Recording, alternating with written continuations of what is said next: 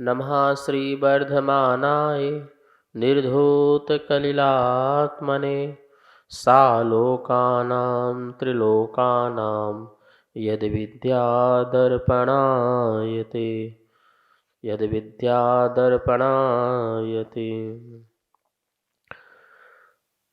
रत्न कंडक श्रावकाचार परम मांगलिक ग्रंथ है। आचार्य समंत भट्ट स्वामी द्वारा यह लिखा गया है। दूसरी तीसरी शताब्दी में 150 श्लोक हैं। भाषा इसकी संस्कृत है। सम्यक दर्शन, सम्यक ज्ञान, सम्यक चारित्र, संलेखना और श्रावक के 11 पद, स्थान या प्रतिमाओं का इसमें वर्णन है। हम देख रहे थे कल सम्यक दृष्टि जो है वो किस प्रकार से निर्विचिकित्सा अंग का पालन करता है। 8 अंग होते हैं। तीसरे अंग की कल चर्चा की थी श्लोक नंबर 13 में। गिलानी नहीं करना है, धर्मात्मा से खासकर गिलानी नहीं करनी है। अन्य वस्तु के स्वभाव को जानकर तो गिलानी करना ही नहीं करना है, इसके साथ साथ धर्मात्मा से खासकर गिलानी नहीं करना है। धर्म और धर्मात्मा, यदि धर्म से किसी को गिलानी हो जाए और धर्मात्मा से यदि किसी को गिलानी हो जाए, मतलब घृणा हो जाए, तो क्या होगा आप सोचिए।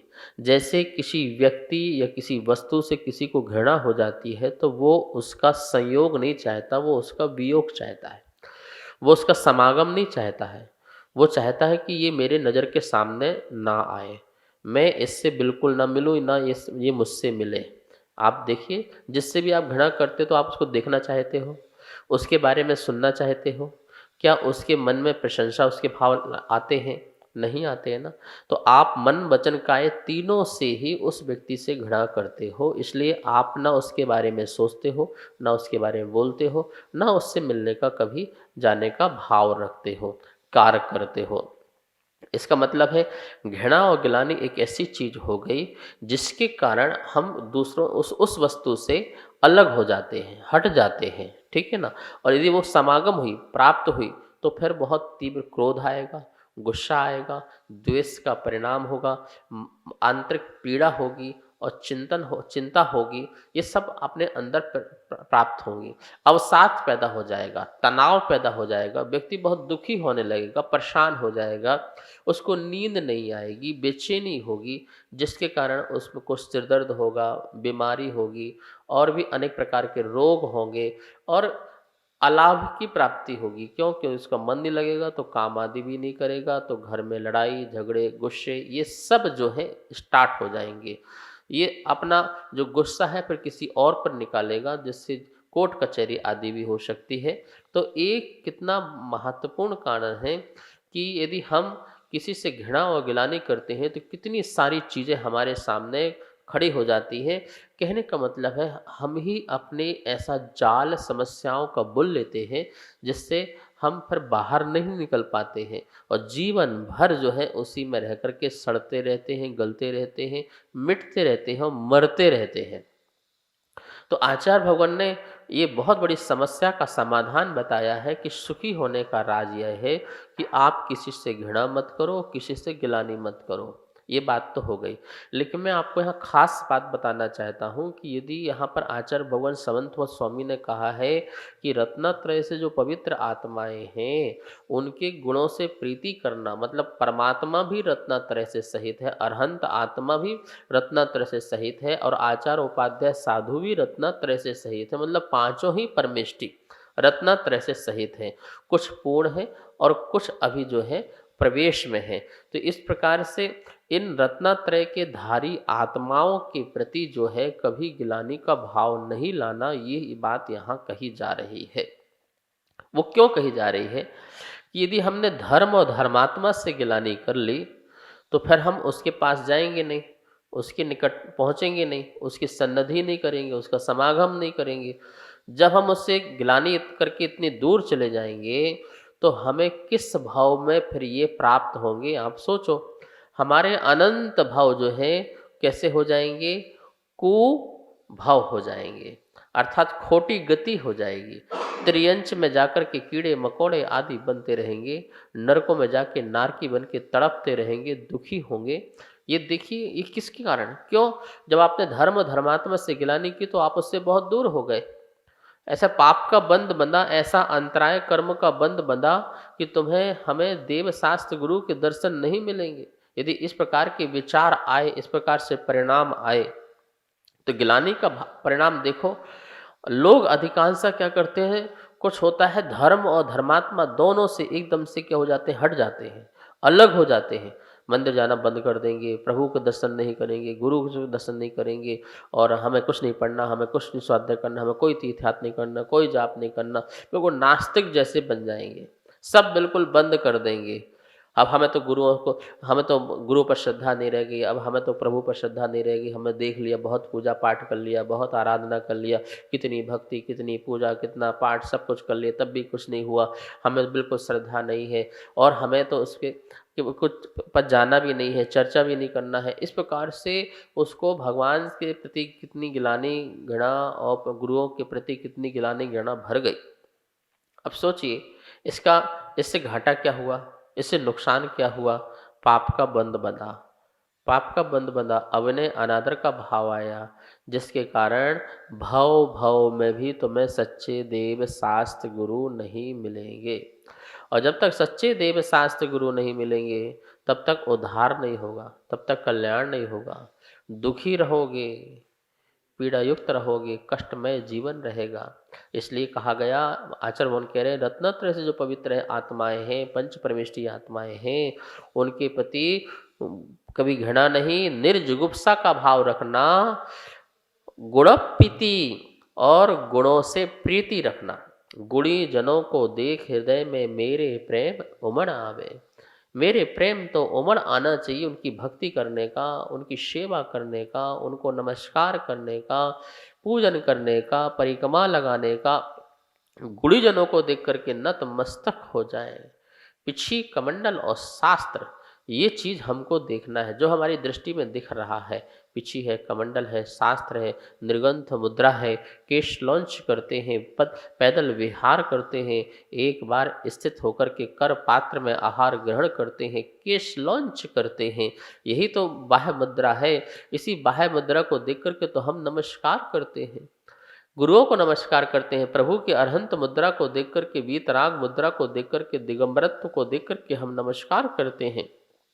बस, और अपने कर्म पर विश्वास करें, जो कुछ हो रहा है वो आपके कर्म के कारण हो रहा है, इसमें गुरु और प्रभु का कोई लेना देना नहीं होता है। इस बात को जानते हुए हम परमात्मा से सदा जुड़े रहें और निर्विचिकित्सा अंग का पालन करें। आज चौथा अंग है अमूढ़ दृष्टि। नाम ही है अमूढ़। मूढ़ मतलब मिथ्या, आ मतलब रहित, दृष्टि मतलब एक श्रद्धा। आपकी मिथ्या श्रद्धा नहीं होना, इसका नाम है अमूढ़ दृष्टि। अमूढ़ दृष्टि, दृष्टि मतलब देखना भी होता है, पर यहाँ पर अपने श्रद्धान लेंगे, दर्शन मतलब श्रद्धा। तो जहाँ पर मूढ़ता की श्रद्धा नहीं है, जहाँ बिल्कुल अंधविश्वास नहीं है कि आंख में पट्टी लगाया और जो मानस स्वीकार कर लो, बोले नहीं, इससे मूढ़ता से रहित, इस मिथ्या श्रद्धांश से रहित जो परिणाम है, भाव है, क्रिया है, वचन काय है, वो अमूढ़ दृष्टि बना है। और ऐसे अमूढ़ दृष्टि को हमें स्वीकार करना चाहिए। आइए सबसे पहले अपन 14 नंबर का जो श्लोक है, इसका जो है उच्चारण करते हैं। का पथे पथि दुःखानां कापतस्थे सम्मतिः असंप्रक्ति रनुत्कीर्ति रमूढ़ा दृष्टि रुच्यते। एक बार पूर्ण श्लोक का उच्चारण करते हैं। कापते पति दुःखानां कापतस्थेप्य सम्मतिः असंप्रक्तिरनुत्कीर्ति रमूढ़ा दृष्टिरोच्यते। इस प्रकार से यहाँ पर श्लोक जो है अपन ने उच्चारण किया। अब इसका अन्वयार्थ देखते हैं। दुःखानाम, दुखों के, पथि मार्ग स्वरूप, का पथे मिथ्या दर्शन आदि रूप कुमार्ग में कापतस्थेपि और कुमार्ग में स्थित जीव में भी असम्मति ही मानसिक सम्मति से रहित, अनुत्कीर्ति ही वाचनिक प्रशंसा से रहित और असंप्रक्ति ही शारीरिक संपर्क से रहित है। वह सम्यक दृष्टि का अमूढ़ दृष्टि अमूढ़ दृष्टि अंग उच्चते कहा जाता है। इस प्रकार से यहाँ पर जो है अमूढ़ दृष्टि की बात कही। अब जरा श्लोक को बड़े ध्यान से देखिए। यहाँ पर आपके सामने श्लोक होगा, उसको बड़े ध्यान से देखिए। क्या लिखा है? का पथे। पथ मतलब होता है मार्ग, ठीक है ना। यहाँ कौन सा मार्ग कह रहे? का पथ मतलब खोटा मार्ग, का मतलब कुत्सित, कुत्सित मार्ग, गलत मार्ग, मिथ्या मार्ग में। पथे, पथ और पथे लगेगा सप्तमी का एक वचन, मार्ग में। पथी उस स्वरूप, पथ मतलब मार्ग बताया, तो उस पथ में, कुत्सित मार्ग के पथ में, मार्ग में दुखा नाम दुखों के। कैसा है मार्ग? दुखानाम पथि, दुखों के मार्ग स्वरूप का पथे, मिथ्या मार्ग में। कौन सा मिथ्या मार्ग? मिथ्या दर्शन, मिथ्या ज्ञान, मिथ्या चारित्र। ये कैसा मार्ग है? ये खोटा मार्ग है। तो यहाँ पे कापत से लेना मिथ्या दर्शन, मिथ्या ज्ञान और मिथ्या चारित्र, और पथि से लेना मार्ग में। कैसे मार्ग में? दुखा नाम दुखों के मार्ग में। तो दुखों के मार्ग में, कौन से दुखों के मार्ग में? मिथ्या दर्शन, मिथ्या ज्ञान, मिथ्या चारित्र के दुखों के मार्ग में, ठीक है ना। तो आप ऐसा भी लिख सकते हो, दुखों के मार्ग स्वरूप मिथ्या दर्शन आदि रूप कुमार्ग में, पथि मतलब मार्ग में, कुमार्ग में, का पतस्थेपि, का पतस्थेपि। अब इसको संधि करते हैं पहले अपन। का पतस्थ, स्थ, स्थ सा और था लिखा है, वहां तक पढ़िए। का पतस्थ प्लस अपि, या का ई हो जाएगा, संधि निकलेगी अपि, और उससे निकलेगा असम्मति। क्या निकलेगा? असम्मति, ऐसी संधि निकलेगी। का पतस्थ अपि असम्मति, ये संधि आप लिख लीजिए। कापथ और स्थ मतलब स्थित। कापत में स्थ, अपि मतलब भी, जो कापत में मतलब खोटे मार्ग में स्थित हैं, उन पर भी, खोटे मार्ग में भी और खोटे मार्ग में जो स्थित हैं। कितने लोग हैं जो खोटे मार्ग में, गलत मार्ग में चल रहे हैं, मिथ्या मार्ग में चल रहे हैं, ठीक है ना। तो ऐसे जीवों में भी, मतलब जो मार्ग है उसमें भी और जो मार्ग में चल रहे हैं उनमें भी असम्मति, सम्मति, सम्मति समझ में आता है, सम्यक मति बोलते हैं, इसमें हमारी सम्मति है, मतलब आप जो काम कर रहे हैं हमारी उसमें सम्मति है, हमारी अनुमोदना है।